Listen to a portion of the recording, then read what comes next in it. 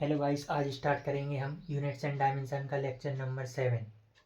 Last class में हमने charge तक निकाल लिया था, वो टेबल कंटिन्यू करेंगे। उसमें आज हम देखेंगे फिजिकल क्वांटिटी था इधर पे, ठीक है। इधर पे फॉर्मूला था,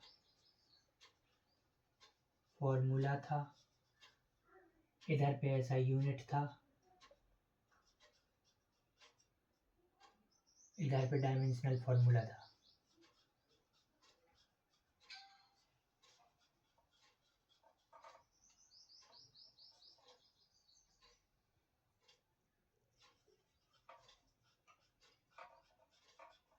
डायमेंशनल फार्मूला था।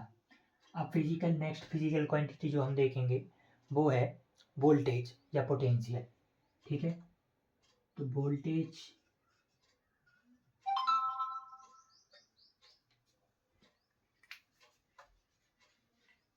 वोल्टेज को हम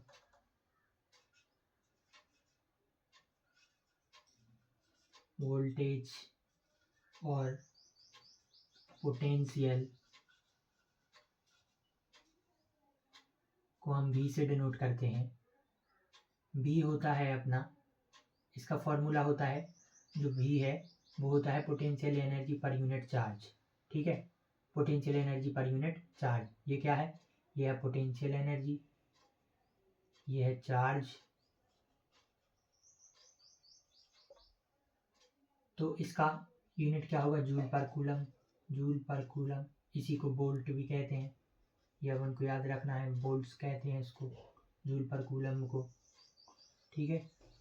अब एक बात और पता है, जूल का पेट फाड़ेंगे तो क्या निकलेगा? जूल का पेट फाड़ेंगे तो क्या निकलेगा? Kilogram metre square by second square. तो kilogram metre square upon second square. और कूलम का पेट फाड़ेंगे तो क्या निकलेगा? एम्पियर सेकेंड, है ना, एम्पियर सेकेंड। तो यहाँ पे क्या हो जाएगा? किलोग्राम मीटर स्क्वायर अपॉन में सेकेंड क्यूब एम्पियर। अब अपन इसमें क्या लिखेंगे? Dimensional formula. तो m power 1 l power 2 t power -3 t power -3 and a power -1 ये होगा डायमेंशनल फॉर्मूला किसका? वोल्टेज या पोटेंशियल का। इसके बाद नेक्स्ट जो देखेंगे हम वो होगा हमारा रेजिस्टेंस। तो रेजिस्टेंस कैसे निकालेंगे देखते हैं। रेजिस्टेंस R से डिनोट करते हैं, ठीक है। इसमें B equal to I R हमें यूज नहीं करना है। क्यों B equal to I R में? क्योंकि हमें R आई का भी R का पता करना है, R का पता करना है, तो I का भी पता होना चाहिए और B का भी पता होना चाहिए, इससे टाइम लगेगा, है ना। B का पता होना जरूरी है, I का तो हमें पता है। I का क्या होता है? I होता है Q बाई टी, मतलब Q मतलब चार्ज कूलम बाय सेकेंड। तो कूलम बाय सेकेंड होता है, ये तो पता है हमें। कूलम होता है एम्पियर सेकेंड, तो आई होता है एम्पियर, है ना। लेकिन ये वोल्ट का हमें निकालना पड़ेगा, वोल्ट का हम यहाँ से निकालेंगे potential energy per unit charge, तो हमें टाइम लगेगा। इसलिए इस टाइम को बचाने के लिए ये नॉट रिकमेंडेड, ये फॉर्मूला नॉट रिकमेंडेड, नॉट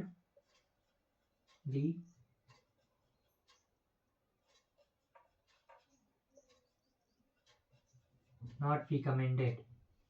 जो फॉर्मूला रिकमेंडेड है वो है H equal to I square R T. H यहाँ पर हीट एनर्जी है ना। एच इधर पे क्या है? हीट है, ठीक। तो इसका फॉर्मूला ये होगा। अपन को ना आर का निकालना है डायमेंशनल फॉर्मूला, तो आर का फॉर्मूला लिख लेते हैं। आर का फॉर्मूला क्या होगा?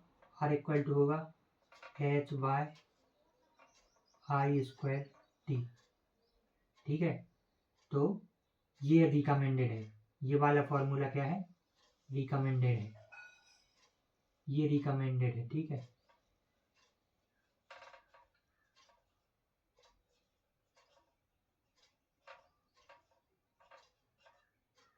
ये रिकमेंडेड है, ठीक है। तो H I square R T, तो एच का इधर पे यूनिट लिखेंगे तो आएगा जूल अपॉन में एम्पियर स्क्वायर और टी का सेकेंड। जूल का प्लेट फाड़ेंगे तो क्या निकलेगा, जूल का प्लेट फाड़ेंगे तो kilogram metre square by second square second ampere square. ठीक है, तो इधर पे सेकंड का क्यूब हो जाएगा, क्योंकि एक सेकंड इधर पे ऑलरेडी है, तो इधर पे सेकंड का क्यूब हो जाएगा, तो सेकंड का क्यूब कर देते हैं इधर पे।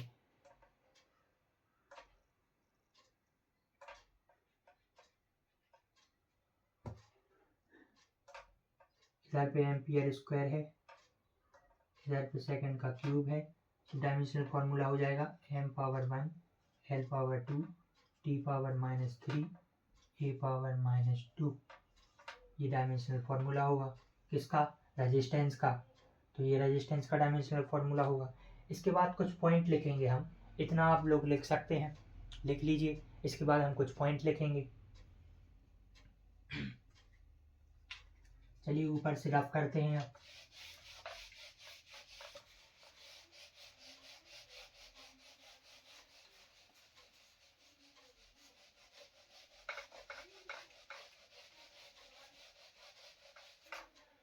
तो एक पॉइंट लिखेंगे,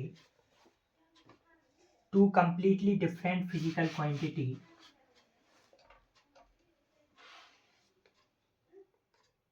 may have same dimensional formula। Two completely कुछ पॉइंट लिखेंगे,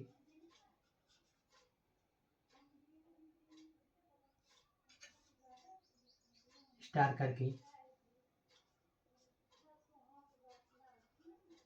to completely different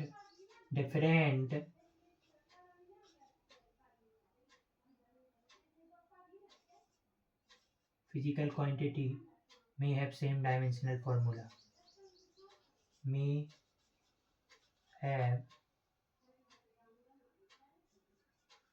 same dimensional formula। जैसे कि एग्जाम्पल के लिए, फॉर एग्जाम्पल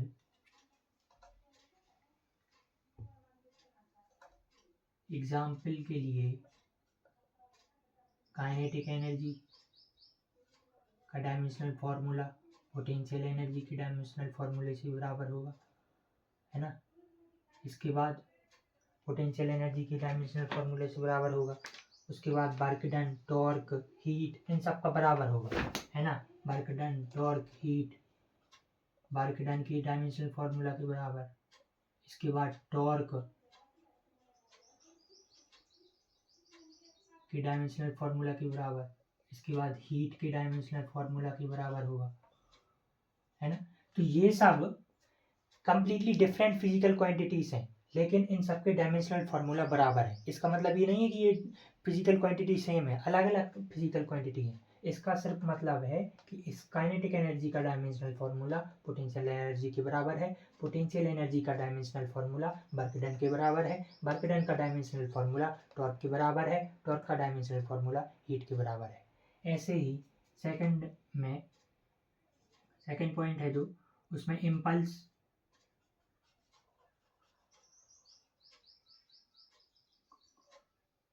और मोमेंटम का डायमेंशनल फार्मूला बराबर।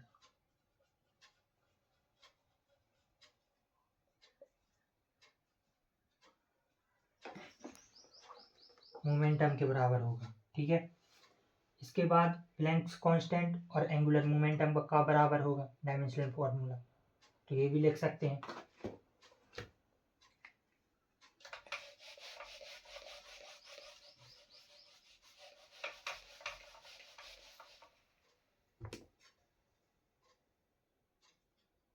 डायमेंशनल फार्मूला प्लैंक्स कांस्टेंट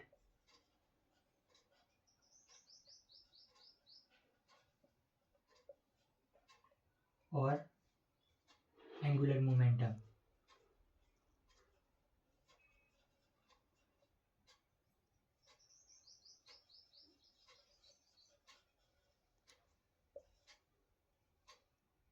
बराबर होगा।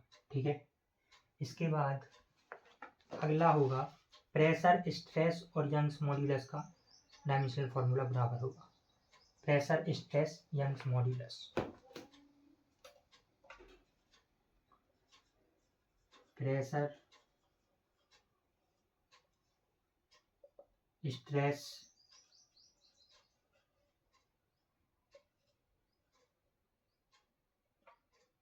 Young's modulus.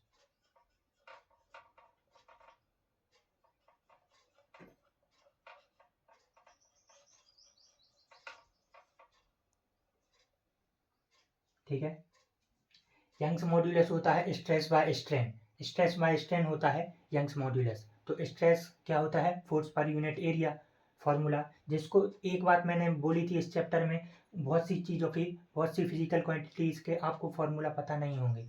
आगे जो 11th क्लास के बच्चे हैं धीरे धीरे वो आगे पढ़ेंगे फार्मूला, तो उसकी टेंशन ना लें। फार्मूला मैं बताता हूँ, उसके बाद आपको ऐसा यूनिट लिखना और डायमेंशनल फार्मूला लिखना आना चाहिए, इतना आना चाहिए। ठीक है, ये पॉइंट्स हम रटने नहीं है कि रटने के लिए बैठ जाओ, ये एक ऑब्जर्वेशन है। आप जब बाद में रिवाइज करोगे तो आपको सारे ये रिवाइज होते जाएंगे। जब पूरा कंप्लीट सिलेबस हो जाएगा 11th का, तो ये पॉइंट्स आपको फिर रिवीजन में हेल्प करेंगे, है ना। तो नोट्स हम किस तरीके से रिवीजन के हिसाब से हम नोट्स बनाते हैं, तो इसलिए अभी टेंशन ना लें। नेक्स्ट पॉइंट है अपना, नंबर्स आर ऑलवेज डायमेंशनलेस। एक स्टार पॉइंट लिखेंगे, numbers are always dimensionless.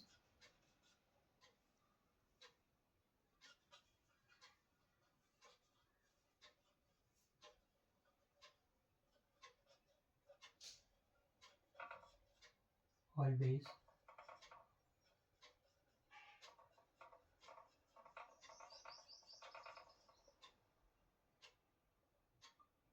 Numbers are always dimensionless, है ना। जैसे कि एग्जाम्पल के लिए हम लिख लेंगे 0, 2, 3, 4, पाई एक नंबर है, ऑयलर्स कांस्टेंट ई एक नंबर है जिसकी अप्रॉक्सीमेट वैल्यू होती है 2.7, ठीक है, एक्सेट्रा। ये सब क्या है? Numbers are always dimensionless. अब कांस्टेंट मे और मे नॉट हैव डायमेंशन।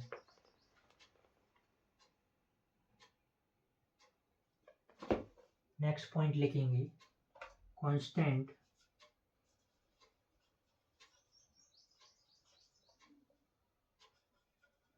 मे और मे नॉट हैव डायमेंशन।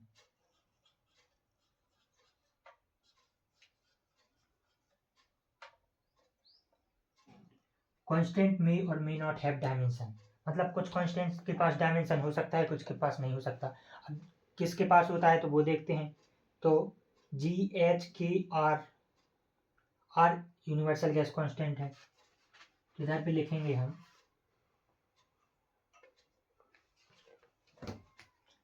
ये ऊपर का रब कर सकते हैं, ठीक है।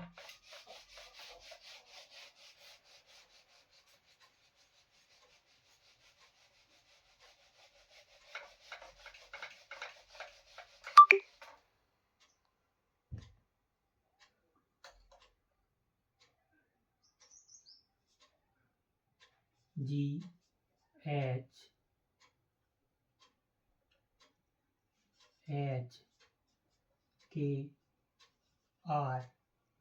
Have dimension.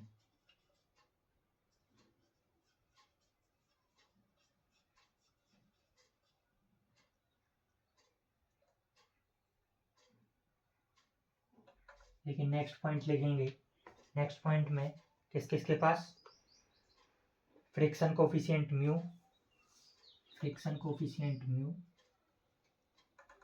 Equal to coefficient of restitution e, coefficient of restitution e equal to refractive index strain, refractive index को एन से डिनोट करते हैं, इक्वल टू स्ट्रेन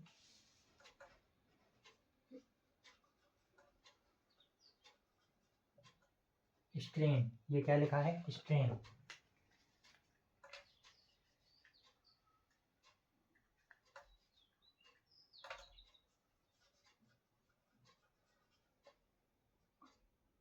ये सब डायमेंशन लेस होते हैं, ठीक है, डायमेंशन लेस। तो ये है कोफिशिएंट, फ्रिक्शन कोफिशिएंट,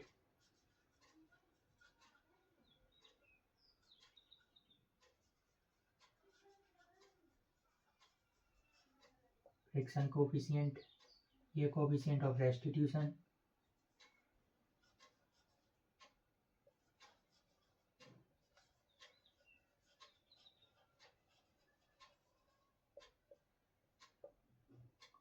रेस्टिट्यूशन, ये है रिफ्रैक्टिव इंडेक्स,